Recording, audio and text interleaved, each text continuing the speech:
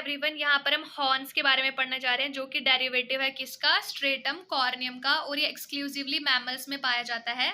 Living reptiles में भी पाया जाता है जैसे कि हॉर्नेट टोड हो गया। ये बहुत इंपॉर्टेंट एग्जाम्पल है, आप ध्यान से देख लो, जिसको हम फ्राइनोसोमा भी कहते हैं। और ये कुछ नहीं है, ये भी रेप्टाइल है। आप ये मत समझ लेना कि यहाँ पे टोड लिखा है तो इसका मतलब है एम्फीबियन हो गया, नहीं, ये रेप्टाइल है। बट इसको हम हॉर्नेट टोड इसलिए कहते हैं क्योंकि जो इसकी बॉडी होती है ना वो टोड जैसी होती है, ठीक है।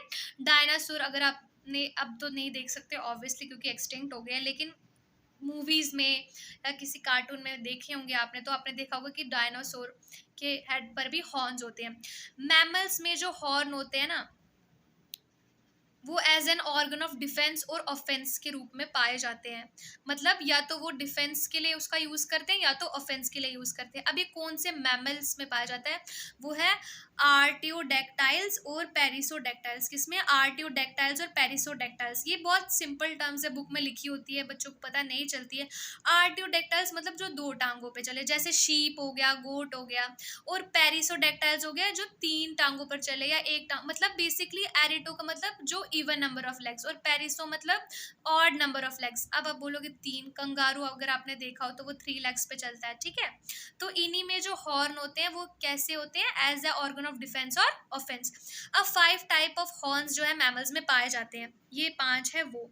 सो इसको मैंने इस एक्रोनियम से याद रखा है, टैप GF, ठीक है।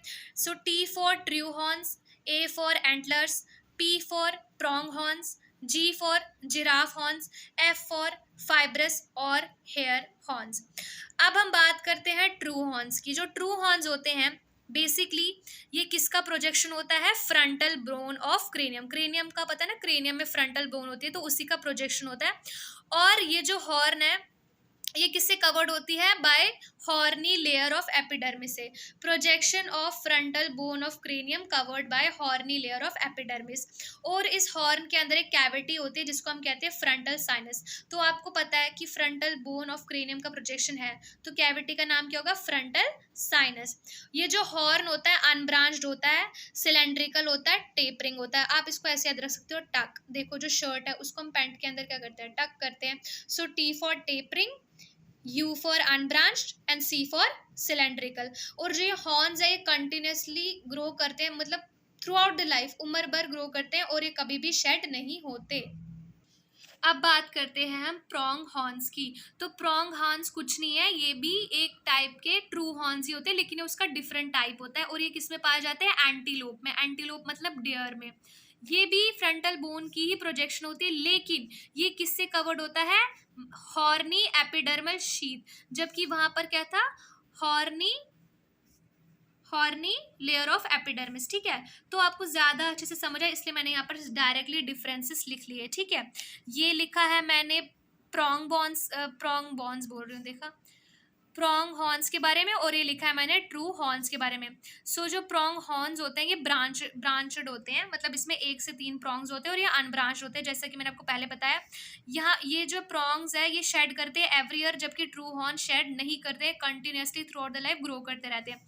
तो ये प्रोजेक्शन होती है frontal bone which is covered by horny layer of epidermal, sorry, horny epidermal sheath से कवर होता है। और ये किससे कवर होता है, covered by horny layer of epidermis से। इसका एग्जांपल क्या है, एंटीलोप यानी डियर, और इसका एग्जांपल क्या है, शीप, गोट, कैटल।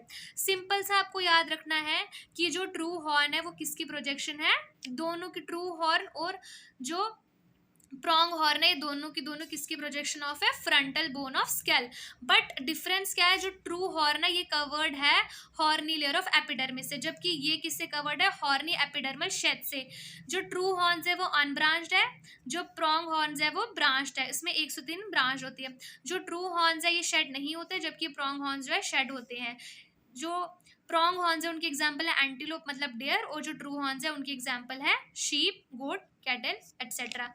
बाकी के जो 3 हॉर्न्स है वो हम नेक्स्ट वीडियो में देखेंगे, ठीक है। Thank you. एंड अगर कोई भी डाउट है तो आप कमेंट सेक्शन में लिख देना, मैं बता दूंगी, ठीक है।